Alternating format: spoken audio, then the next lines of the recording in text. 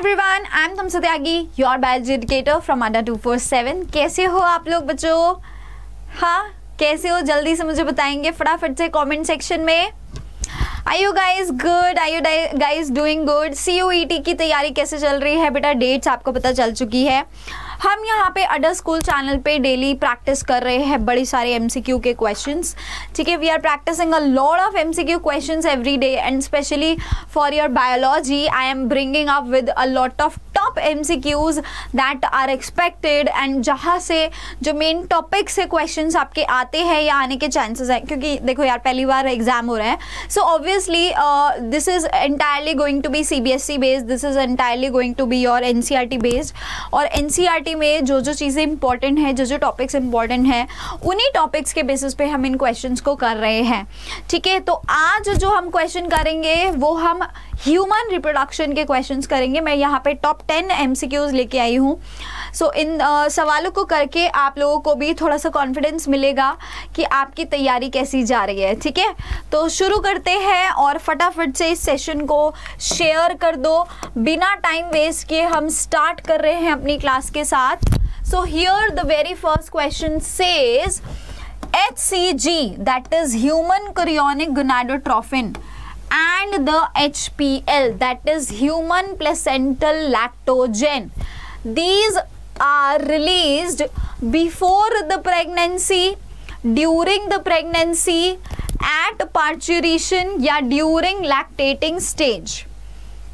हाँ जी बेटा, आपको ये बताना है कि ये वाले जो हॉर्मोन्स होते हैं ह्यूमन कोरियोनिक गोनाडोट्रोफिन और आपके ह्यूमन प्लेसेंटल लैक्टोजन, ये किस टाइम पे रिलीज होते हैं? When are they released?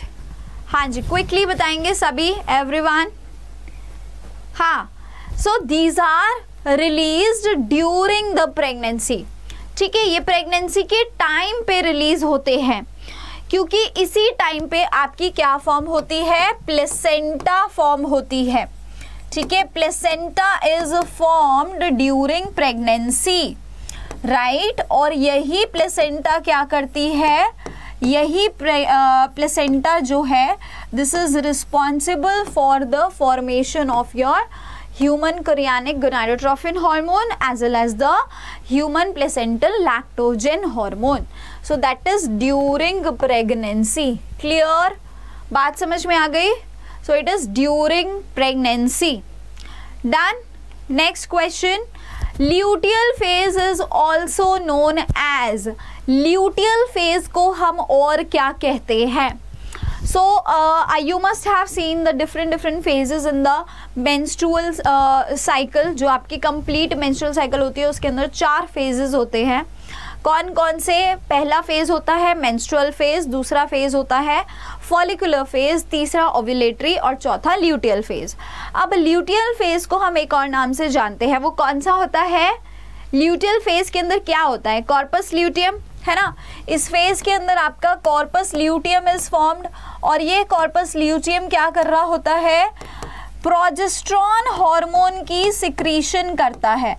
Progesterone hormone is secreted during this phase. Progesterone hormone secreted during this phase, hence इसको हम क्या कहते हैं?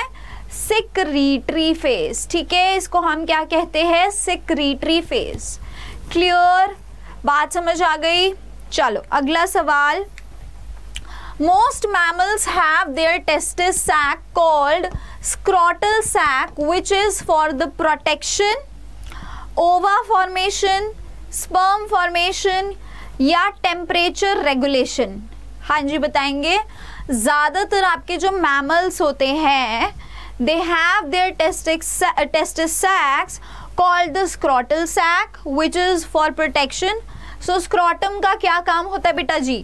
scrotum आपने देखा है, it is present outside the abdominal cavity। कहाँ होता है? outside the abdominal cavity। तो ये आपकी abdominal cavity के बाहर present होता है, राइट। एब्डोमिनल कैविटी के बाहर प्रेजेंट होता है।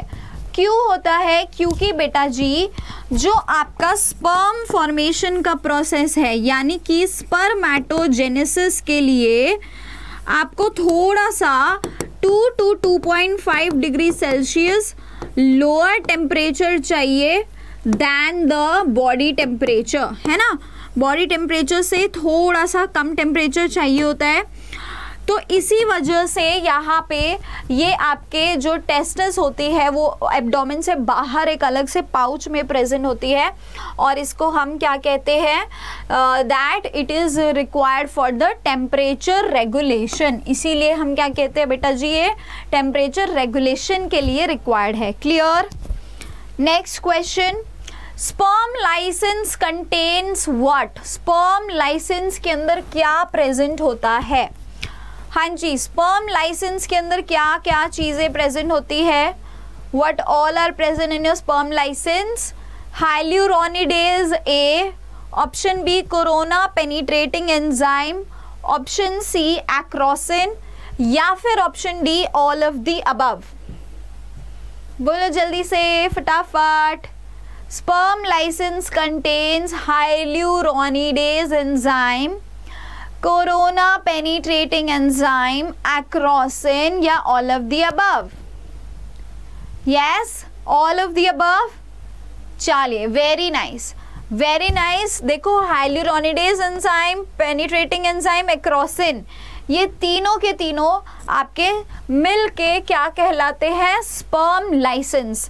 ये सारे के सारे जो एंजाइम्स हैं ये आपके एक्रोसोम के अंदर प्रेजेंट होते हैं, जो कि स्पर्म के ऊपर इस तरह से आपने देखा है जो स्पर्म का स्ट्रक्चर होता है। ठीक है, ये स्पर्म का जो स्ट्रक्चर है इस तरह से, तो स्पर्म का जो ये हेड होता है, यहाँ पे ये जो कैप लाइक स्ट्रक्चर है जिसको हम एक्रोसोम कहते हैं, इसी कैप लाइक स्ट्रक्चर के अंदर ये स्पर्म लाइसेंस प्रेजेंट होते हैं। ठीक है, और इन लाइसेंस के अंदर ये सारे एंजाइम्स प्रेजेंट होंगे, हाइल्यूरोनिडेज भी, कोरोना पेनिट्रेटिंग एंजाइम भी, और साथ में एक्रोसिन भी। ठीक है, नेक्स्ट क्वेश्चन की तरफ आओ, और ये देखो इस क्वेश्चन में क्या दिखाया है? ये आपका मेंस्ट्रुअल साइकिल का पूरा ग्राफ दिखाया हुआ है, और आपको यहाँ से ABCD के करेक्ट कॉम्बिनेशन को आइडेंटिफाई करना है।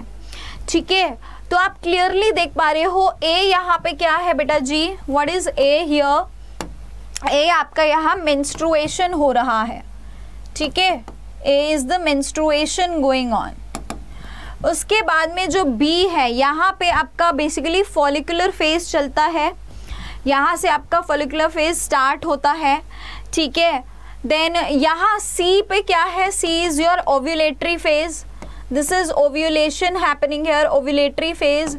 सो यहाँ पे फॉलिकुलर फेज स्टार्ट्स, ओके, यहाँ पे ओव्यूलेशन, और ये वाला आपका ल्यूटियल फेज है। सो आपको यहाँ पे ओव्यूलेशन और मेंस्ट्रुएशन दिया है, सिर्फ दो ही ऑप्शंस दिए हैं, आप देख सकते हो, ओव्यूलेशन और मेंस्ट्रुएशन। तो ग्राफ में ओव्यूलेशन और मेंस्ट्रुएशन कहाँ हो रहा है? यहाँ इनिशियल 4-5 डेज में आपका मेंस्ट्रुएशन होता है, यानी कि ए इज मेंस्ट्रुएशन। तो ए मेंस्ट्रुएशन कहाँ है? यहाँ पे ऑप्शन नंबर सी में, and C this one is ovulation 14th day, 14वें दिन बेटा। 14th डे पे LH सर्ज होने के कारण क्या होता है? ओव्यूलेशन होता है। Clear? So hence the correct answer is option number C. Done everybody? हाँ जी, डन, समझ में आ गया। Next question, second meiotic division in ovum leads to the formation of. जो सेकेंड मियोटिक डिवीजन होती है बेटा जी ओवम के अंदर, उसकी वजह से क्या होता है बताओ जल्दी से? It leads to the formation of what? Haploid ovum बनता है, सेकेंड पोलर बॉडी बनती है, टर्शरी पोलर बॉडी बनती है, या बोथ ए एंड बी? क्या होता है जल्दी बोलो, जल्दी बताएंगे फटाफट से।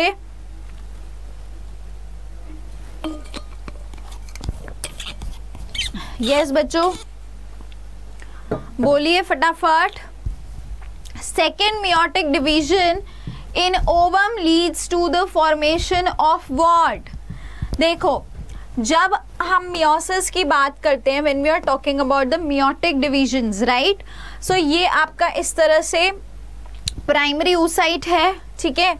Primary oocyte will undergo the process of first meiotic division. यहाँ मियोसिस 1 होएगी और मियोसिस 1 के अंदर आपकी एक फर्स्ट पोलर बॉडी आती है जो छोटी सी रहती है, और साथ में एक बड़ा सा आपका यहाँ पे क्या आता है, सेकेंडरी oocyte. मतलब इतना भी बड़ा नहीं होगा, खैर ये बहुत ज़्यादा ही बड़ा हो गया, तो थोड़ा पोलर बॉडी से obviously it is big, right. तो ये क्या हो गया आपका सेकेंडरी oocyte, ठीक है.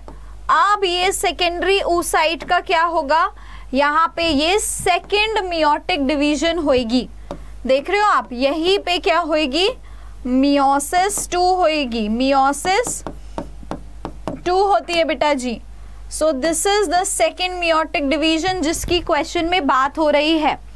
तो यहाँ पे आपका क्या आता है, एक छोटी सी पोलर बॉडी दोबारा से, जिसको हम बोलते हैं सेकेंड पोलर बॉडी, और साथ में आपका एक ओवम यहाँ पे फॉर्म हो जाता है. So this is the haploid ovum which is formed here. So उस हिसाब से आपका आंसर क्या बना, एक तो आपका हैप्लॉइड ओवम भी बन रहा है और साथ में एक secondary polar body. Hence the answer is option number D, that is both A and B. ठीक है, सेकेंड मियोटिक डिवीजन में ये आपकी सेकेंड मियोटिक डिवीजन है, इसके अंदर आपका क्या बना, एक तो ओवम बना और एक सेकेंडरी पोलर बॉडी बनी. अगला, given below is the diagram which refers to the TS of the testis, showing the sectional view of few seminiferous tubules. बेटा जी, ये आपका seminiferous tubules के स्ट्रक्चर दिखाए हैं और यहाँ पे कुछ सेल्स को मार्क किया गया है. ठीक है, तो देखो ABCD को आइडेंटिफाई करना है. सबसे पहले A देखो क्या है, A इज व्हाट, A आपका यहाँ है, ये वाले स्ट्रक्चर को A मार्क किया है बेटा, ये वाले स्ट्रक्चर को. तो ये जो बीच बीच में इस तरह के लंबे लंबे स्ट्रक्चर्स जो ये रहते हैं, इनको हम क्या कहते हैं, we call them as Sertoli cells. ये आपके क्या है, सर्टोली सेल्स हैं. ठीक है, ये आपके सर्टोली सेल्स हैं, राइट. फिर इसके बाद में आपके यहाँ पे ये जो सेल्स हैं, ये वाले जो सेल्स मार्क किए हुए हैं, ये सारी इंटरस्टिशियल स्पेसेस में प्रेजेंट हैं. सो दिस इज सी आपका क्या है, C is your interstitial cells, या इसको लेडिक सेल भी कह सकते हैं. सो this is the interstitial cells. ठीक है, तो ए आपका सर्टोली और सी आपका इंटरस्टिशियल कहाँ है, सर्टोली इन तीनों में है, तो ये तो यहाँ से ये हट गया.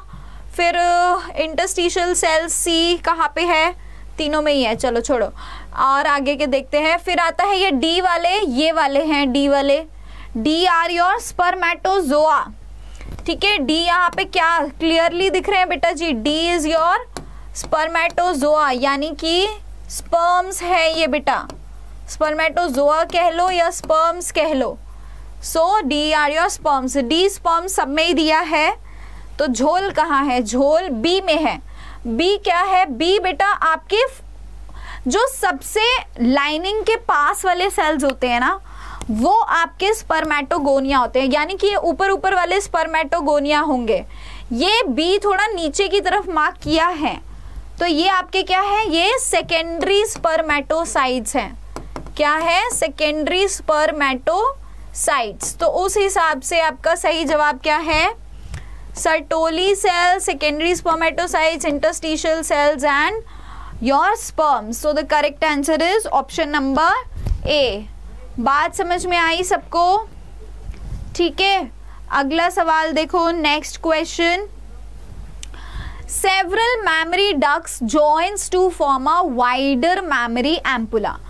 कई सारे जो मैमरी डक्ट्स होती हैं, आपको पता है ना, इस तरह से मैमरी डक्ट्स आ रही होती हैं, है ना, ये डक्ट्स आ रही होती हैं, और ये डक्ट्स मिलके इस तरह से एम्पुला में ओपन होती है. इस तरह से ये आपके एम्पुला रहते हैं, और फिर ये एम्पुला इस तरह से आपकी लैक्टिफेरस डक्ट में ओपन होती है। You know this thing, right, है ना, ऐसे ही होता है। सो दिस इज, आपको आंसर ही पता चल गया है यहाँ पे। सो ये आपके क्या होते हैं, ये आपके these are the mammary ducts. These are opening into this wider ampulla and further this opens into these lactiferous ducts, जो कि आपके फाइनली कहाँ ओपन होते हैं, इन द nipples, जहाँ से the baby can suck out the milk.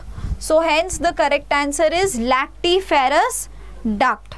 Clear, the correct answer is lactiferous duct. ठीक है बच्चे, समझ में आ रहा है ना सबको। Next question, what happens during the follicular phase of menstrual cycle. Menstrual cycle के फॉलिकुलर फेज के दौरान क्या होता है? Proliferation of endometrium wall, reduction of the endometrium wall, shedding of the endometrium wall, या no effect on endometrium wall. हाँ जी, follicular phase of menstrual cycle के अंदर क्या होता है बेटा? Follicular phase deals with the development of follicles. यहाँ पे क्या होता है? Development of follicle. फॉलिकल्स की सबसे ज़्यादा डेवलपमेंट चलती है प्राइमरी से सेकेंडरी, सेकेंडरी से tertiary and so on, they keep on forming, right. फिर उसके बाद में एट द सेम टाइम इसी फेज के अंदर, इसी सेम फेज के अंदर क्या होता है? इसी सेम फेज के अंदर आपके there is the proliferation of endometrium going on, यानी एंडोमेट्रियम का साइज भी उस टाइम पे बढ़ रहा होता है। एंडोमेट्रियम धीरे धीरे क्या कर रही होती है? रीजनरेट कर रही होती है, क्योंकि इससे पहले वाला फेज आपका मेंस्ट्रुअल फेज रहा होता है, जिसमें पूरी तरह वो आपकी एंडोमेट्रियम लाइनिंग शेड ऑफ हो जाती है। तो फॉलिकुलर फेज में इट इज रीजनरेटिंग, और we can say proliferating. So that is why this phase is known as proliferation phase. So here the proliferation of endometrium wall occurs. Clear? Next, hormone which causes the parturition is, वो hormone जो parturition cause करता है बेटा जी, the hormone which causes parturition is estrogen, oxytocin, prostaglandin, या all of these. हाँ जी, hormone which causes the parturition is, hormone जो पार्चुरेशन कॉज करता है, कौन सा हार्मोन है बेटा जी? ईस्ट्रोजेन है, ऑक्सीटोसिन है, प्रोस्टाग्लैंडिन है, या ऑल ऑफ दीज। पार्चुरेशन कौन कॉज करता है? पार्चुरेशन किसकी वजह से होता है? आपकी contraction of the smooth muscles of uterus, right.